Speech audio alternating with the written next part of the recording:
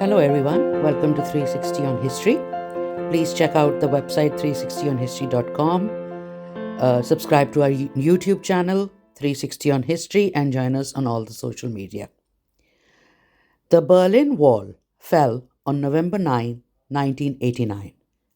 And today we are going to talk about that. Actually, the next episode is also going to be about a very interesting story around the Berlin Wall.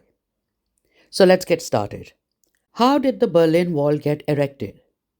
Well, at the end of World War II, the Allied forces decided the fate of the defeated German nation by splitting it into four Allied occupation zones, with the eastern part under the Soviet Union and the western part under USA, UK, and eventually France. Although Berlin was located entirely inside the Soviet territory, the Yalta and Potsdam agreements, which had been the cause of the country's split, also split the city of Berlin.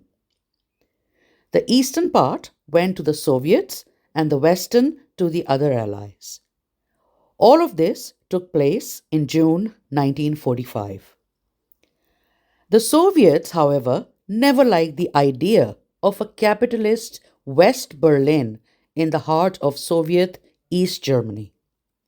They tried everything to push the Allies out of Berlin and take over the whole city, including a blockade of West Berlin, even threatening nuclear war.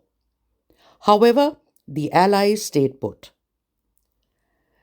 The endless flow of people from east to west, nearly 3 billion since the end of the blockade in 1949, was a source of deep embarrassment for the Soviets, especially since most of defectors were professionals fleeing repressive conditions and lack of opportunity in East Germany, and whose departure caused a severe brain drain in East Germany. Meanwhile, life in the western half was better and more prosperous, with opportunities for growth. August 12, 1961 was the final straw, when around 2,400 people defected in a single day, the largest defection ever. That very night, Soviet Premier Nikita Khrushchev gave the East German government permission to close the border. On August 13, 1961, the German Democratic Republic, or East Germany, began construction of the wall, and within 2 weeks, a barbed wire and concrete wall was erected, separating East and West Berlin. Checkposts were established that severely inhibited the movement of people from one part to the other.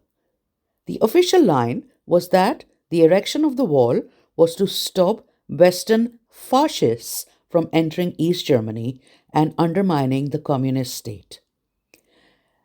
They even called it the Anti-Fascistischer Schutzwall, or Anti-Fascist Bulwark.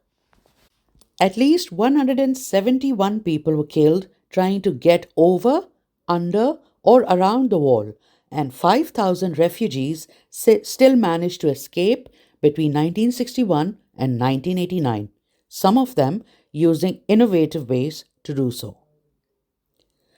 So, how did the Berlin Wall fall?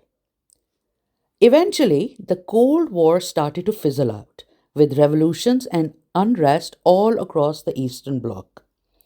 And then, on November 9, 1989, the spokesman for the Communist Party of East Berlin, who was meant to announce a change in its relations with the West and a relaxation of the stringent border crossing laws, did something different. Günter Schabowski, a Communist Party official in East Berlin, played a pivotal role in the fall of the Berlin Wall in 1989. During a press conference on November 9th, Schabowski was tasked with announcing new regulations that would ease travel restrictions between East and West Berlin.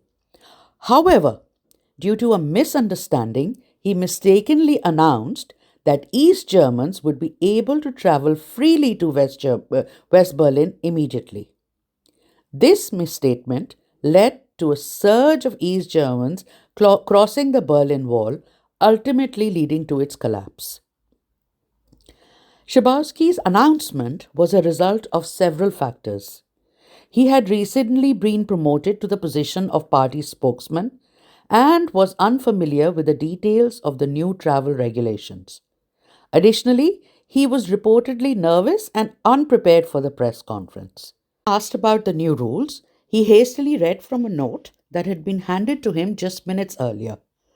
The note stated that new travel regulations would take effect the following day, but Schabowski misinterpreted it to mean that the regulations were effective immediately.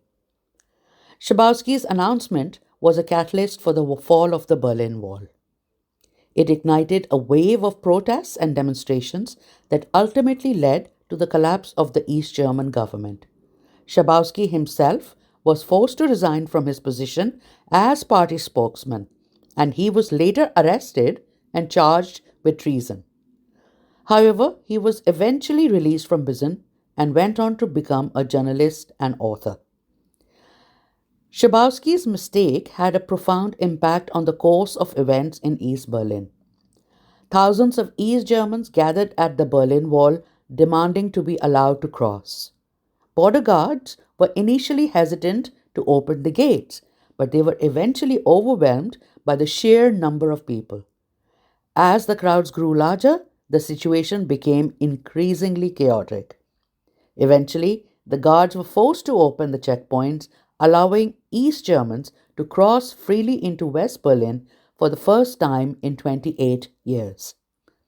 Starting from midnight the day of the announcement, citizens of East Berlin were free to cross over to the west. People from both sides congregated at the wall, drinking beer and shouting, "Open the gate," until finally they stormed through the checkpoints.